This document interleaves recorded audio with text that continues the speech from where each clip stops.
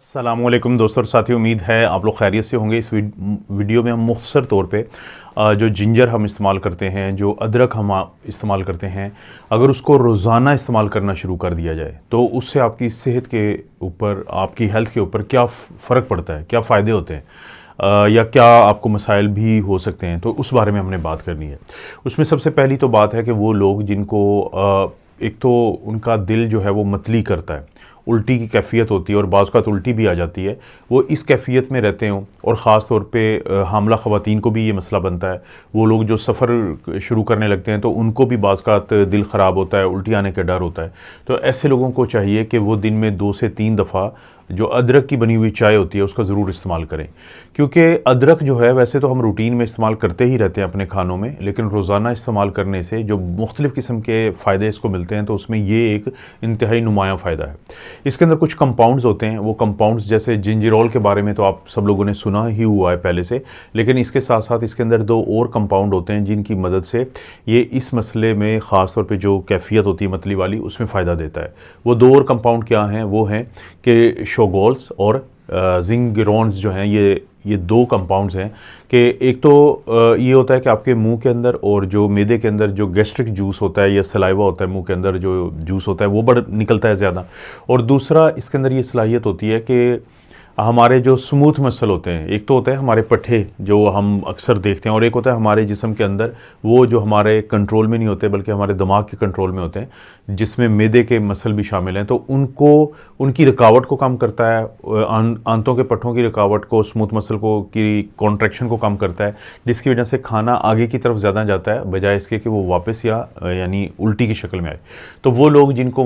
मतली या उल्टी का मसला रहता है, चाहे हामला ख़वातीन या सफ़र के दौरान, तो वो दिन में 2 से 3 दफ़ा अगर अदरक की चाय पिएंगे तो उनको ये फ़ायदा मिल जाता है।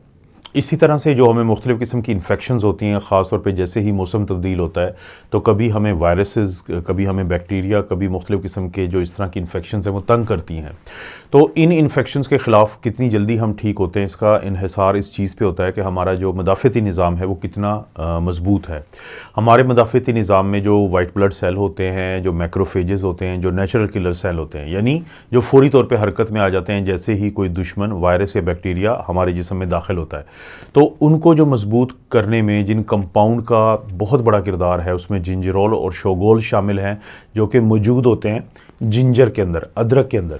तो वो लोग जो अक्सर बीमार रहते हैं मुख्तलिफ़ छोटी-छोटी इन्फेक्शन से और काफ़ी तंग होते हैं कि जब वो एक दफ़ा बीमार पड़ते हैं तो उनको 2-2, 3-3 हफ़्ते लग जाते हैं, जबकि उनके जो दोस्त होते हैं 2 दिन में ठीक हो जाते हैं। तो इसका मतलब है कि उनका मदाफ़ती निज़ाम थोड़ा कमज़ोर होता है। तो ऐसे लोगों को ज़रूर अदरक रोज़ाना इस्तेमाल करना चाहिए ताकि उनका इम्यून सिस्टम बेहतर हो जाए। मर्द और ख़वातीन, और ख़ास तौर पे ख़वातीनी औरतों और लड़कियों में रोज़ाना अदरक के इस्तेमाल का एक बहुत बड़ा फ़ायदा उस वक़्त हो जाता है जब ये उनके आधे सर के दर्द शकीका या मिग्रेन में फ़ायदा देता है, क्योंकि जो जिंजर मसला अदरक की चाय अगर आप पीते हैं या आप खुश्क अदरक का इस्तेमाल करते हैं या आप कच्चा अदरक खाते हैं, तो इसके अंदर जो ये शोगोल, मैं 2-3 दफ़ा ज़िक्र कर चुका हूँ कि इसके अंदर जो कंपाउंड होता है, तो ये खून की जो सर्कुलेशन ज़्यादा हुई होती है दिमाग की तरफ, जिसकी वजह से मिग्रेन का अटैक बढ़ जाता है, तो एक तो उसको कम करता है, और उसके अलावा कुछ ऐसी चीज़ों को आपके ब्रेन में कम कर देता है जो आपकी खून की वो नालियाँ जो दिमाग में जाती हैं, तो उसमें सोजिश उन्होंने की होती है। ये वो 2-3 चीज़ें हैं कि जिसकी वजह से वो लोग जो मिग्रेन के अटैक के हाथों परेशान हों तो उनको मदद देता है। आपको ज़हन में रखना चाहिए, मिग्रेन एक ऐसी बीमारी है कि जिसको रोकने के लिए हमने प्रोफाइलैक्टिक दवाइयाँ दी गई होती हैं, कि हमने कुछ ऐसी लोगों को दवाइयाँ दी होती हैं कि जिनसे उसका अटैक ना हो। तो ख़ुद सोचें कि अगर आपको आदत है रोज़ाना अदरक के इस्तेमाल की, तो आपको अगर मिग्रेन का भी मसला रहता है तो मिग्रेन या आधे सर का दर्द जो है उसको बचाने में इसका अहम किरदार है। जैसे जैसे वक्त गुजर रहा है, आप लोगों ने देखा होगा कि आपके इर्द गिर्द के लोगों में जो कैंसर का मूजी मर्ज़ है वो भी बढ़ता जा रहा है। उसकी ज़ाहिर है कि बहुत सारी मुख्तलिफ़ वजूहात के साथ साथ आपकी माहौलियाती तब्दीलियाँ और इसके अंदर जो शुआएँ होती हैं उनका ज़्यादा होना है। लेकिन पुराने वक्त का जो इंसान था उसको एक जो बहुत बड़ी सहूलत ये थी कि उसके पास खाने की जो ऑप्शन थी वो कुदरती चीज़ें थी, और मैं अक्सर जिक्र करता हूँ कि अगर आप फलों और सब्जियों को ज़्यादा इस्तेमाल करते हैं तो उनके अंदर एंटीऑक्सीडेंट होते हैं जो फ्री रेडिकल को रोकते हैं, और जिसके नतीजे में जो कैंसर जैसा मूजी मर्ज होता है वो रुक जाता है। जितने भी मुख्तलिफ़ किस्म के कैंसर्स हैं उन सब की मैं बात कर रहा हूँ। तो जो जिंजर है, जो अदरक है, इसके अंदर भी ऐसे एंटी इन्फ्लेमेटरी, एंटीऑक्सीडेंट, फाइटोकेमिकल्स, बहुत सारे ऐसे कंपाउंड्स हैं जो आपको उन तमाम चीज़ों से बचाते हैं कि जो आखिरकार आपको कैंसर जैसे मूजी मर्ज़ की तरफ लेके जाते हैं। तो इसलिए वो लोग जो अदरक का रोज़ाना इस्तेमाल करते हैं तो उनको एक ये भी फ़ायदा मिल सकता है कि कैंसर जैसे मूजी मर्ज़ के ख़िलाफ़ एक बहुत बड़ी मज़ाहमत पैदा हो जाती है उनके अंदर। कुदरती तौर पे किसी भी खाने वाले की बात हो और शुगर का ज़िक्र ना हो, ये नहीं हो सकता।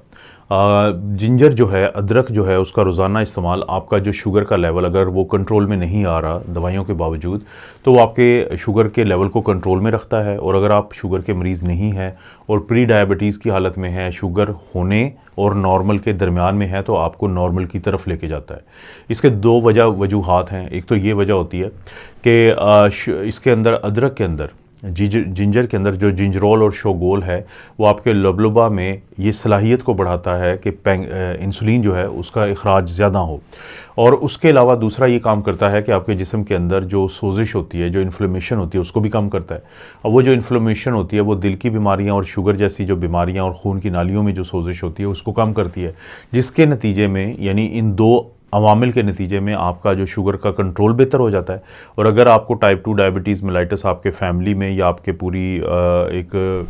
जिसको हम जेनेटिक कहते हैं कि उसमें आती है, तो उसमें भी आपके चांसेस कम हो जाते हैं कि आपको ये शुगर की बीमारी होगी। अगर होगी तो जल्दी बेहतर में हो जाएगी। पुराने वक्तों में एशिया में, अफ्रीका में और जो पुरानी दुनिया के कल्चर्स थे उनके अंदर जब किसी को चिल करवाना होता था, कोई बहुत ज़्यादा स्ट्रेस में होता था, बहुत ज़्यादा एंग्जाइटी में होता था, बहुत ज़्यादा परेशानी में होता था, तो उसको अदरक की चाय बना के या अदरक का जो कहवा होता है या गर्म पानी के अंदर जो है वो अदरक डाल के दिया जाता था। और ये देखा जाता था कि जब कोई भी शख्स अदरक की चाय दिन में 2 से 3 दफ़ा पी लेता है और वो किसी भी वजह से अगर बहुत ज़्यादा स्ट्रेस में हो, बहुत ज़्यादा एंग्जाइटी में हो, तो वो सुकून में आ जाता था। आजकल हम लोगों को कहते हैं कि अगर आपको स्ट्रेस है, एंग्जाइटी है, तो आप अपनी नींद पूरी करें, आप कोशिश करें कि आप ब्रीदिंग एक्सरसाइजेज़ करें। लेकिन इन तमाम चीज़ों के साथ साथ अगर आप अदरक का जो कहवा या उसकी चाय है उसको भी इस्तेमाल में ले आएंगे रोज़ाना की बुनियादों पे, तो आप देखेंगे कि आपका एंग्जाइटी का लेवल, स्ट्रेस का लेवल, परेशानी का लेवल बहुत बेहतर हो जाएगा। वो लोग जिनको खाना खाने के बाद खाना का जो हज़म होना होता है, एक तो वो मसला बनता है, या वो लोग जिनको छोटा मोटा कोई अल्सर होता है और डॉक्टर उनको अल्सर की दवाइयाँ देते हैं, ज़ाहिर है वो भी केमिकल होते हैं, तो उनके लिए एक अच्छी खबर ये है कि अगर वो इसका इस्तेमाल करते हैं अदरक का, तो जो जिंजरोल है उसके अंदर ये सलाहियत है कि एक तो आपकी जो तेज़ाबियत है उसको कम करता है ताकि अल्सर का जो मरीज़ है उसको फ़ायदा हो। और इसके अलावा जैसे कि मैंने वीडियो के शुरू में ही बताया था कि आपके जो मैदे के जूसेस होते हैं, एंजाइम्स होते हैं, उनको ये बढ़ावा देता है, जिसकी वजह से जो आपका खाना है वो बहुत अच्छे तरीके से टूट फूट का शिकार होता है, हाजमा जो है आपका बेहतर हो जाता है। तो आपको जो खट्टी डकारें होती हैं, जो आपको पेट का फारा होता है, उसमें बहुत ज़्यादा कमी देखी गई है। तो अपने मैदे की सेहत और अपने खाने को बेहतर तरीके से अपने जिस्म का हिस्सा बनाने के लिए भी आप रोज़ाना अदरक का इस्तेमाल करें। सबसे आखिर में हम बात करते हैं कि देखें, जो हमारी सांस की नालियाँ होती हैं, यानी जब हम सांस लेते हैं और उसके बाद वो फेफड़ों के अंदर जो हमारी ऑक्सीजन को लेके जाता है पूरा सांस, तो जिन नालियों से गुजरता है उनको हम ब्रोंक्यूल्स कहते हैं। अगर आपको वो ज़िंदगी में कभी देखने का मौका मिले तो आपको पता चलेगा कि वो बहुत तंग होती हैं। और फिर आप जहन में लाएं, अगर आप किसी बड़े शहर में रहते हैं पाकिस्तान में, और आपको ये भी पता है कि अगर लाहौर जैसा जो शहर है वो दुनिया के आलूदा तरीन, गंदे तरीन शहरों में आता है, जिसकी आबो हवा जो है वो इंतहाई गंदी है। अब जब आप वो सांस लेते हैं जिसके अंदर मिट्टी है, गर्दो गुबार है, डस्ट है, स्मोग है, तो वो जो पार्टिकल्स आपके सांस की नालियों से गुजरते हैं ब्रोंक्यूल से, तो वहाँ पे वो सोजिश करते हैं। अब वो नाली जो पहले ही बहुत छोटी होती है, जब उसमें सोजिश हो जाती है तो आपको एलर्जिक अस्थमा होता है, आप सांस लेने में आपको मसला होता है, आपको खांसी होती है और आपको समझ नहीं आती कि आपका डॉक्टर दवाइयाँ भी दे रहा है एंटीबायोटिक और वो खांसी ठीक भी नहीं हो रही होती। उसकी वजह क्या होती है खांसी की, कि एलर्जी की वजह से सोजिश जो हुई थी आपके सांस की नालियों में, उससे सांस का जो रास्ता है वो मज़ीद तंग हो जाता है। तो ऐसे मौक़ों पे फिर काम आती हैं वो चीज़ें जो कुदरती हैं और जिसके अंदर कुछ ऐसा है कुदरती जो इस सोजिश को कम करेगा। उसमें है जिंजर का किरदार, उसमें है अदरक का किरदार। अगर आपको आदत है रोज़ाना अदरक के इस्तेमाल की, चाहे वो चाय की शक्ल में हो या खानों में इस्तेमाल करते हो या किसी भी शक्ल में, अब आपको पाउडर के कैप्सूल भी मिल जाते हैं मार्केट से, आप उनको इस्तेमाल करते हैं तो आपकी सांस की नालियों की ये जो सोजिश है, ये जो इन्फ्लेमेशन है, ये कम रहती है। जैसे ही वो कम होगी, आपकी खांसी कम हो जाएगी, आपको सांस में रुकावट बेहतर हो जाएगी और भी बहुत ज़्यादा आपको जो मसले होते हैं एलर्जी के वो ठीक हो जाएंगे। क्योंकि अगर आप ऐसा नहीं करते और वो इन्फ्लेमेशन रहती है तो यकीन माने आप डॉक्टर के पास जाएंगे, डॉक्टर आपका मुख्तलिफ़ किस्म के जो टेस्ट करवाते हैं उसमें आपके छाती का जो एक CT स्कैन होता है जिसको हम HRCT कहते हैं, इसी तरह से एक पाइप में आपसे सांस ज़ोर से आप लेके तो फूंक मारते हैं जिसको स्पायरोमीट्री कहते हैं। एक ऐसे रास्ते पे आप चले जाएंगे कि जिसमें पहले तो आपके पैसे ज़्यादा लगेंगे, फिर आपका टाइम ज़ाया होगा, और तीसरा और सबसे ख़तरनाक काम ये होगा कि हो सकता है कि बहुत बड़ी बड़ी दवाइयाँ आपको दी जाएँ जिनके फ़ायदे से ज़्यादा नुकसान हो। तो उसका क्या हाल है कि कुदरती तौर पर आप अपनी इन चीज़ों को जब बेहतर कर लेंगे तो आपको उस तरफ नहीं जाना पड़ेगा। दोस्तों, आपको पता है इस चैनल पर इस तरह की वीडियोज़ मिलती रहती हैं। वीडियो को लाइक करें, चैनल को सब्सक्राइब करें। कोई भी वीडियो अच्छी लगती है तो दोस्तों रिश्तेदारों से शेयर करने के लिए नीचे ऑप्शन है, उसको ज़रूर इस्तेमाल करें। आप अपना और अपनी फैमिली का ख्याल रखें। अल्लाह ताला आपको और आपकी फैमिली को हर किस्म की बुराई, बीमारी और आजमाइश से महफूज रखें।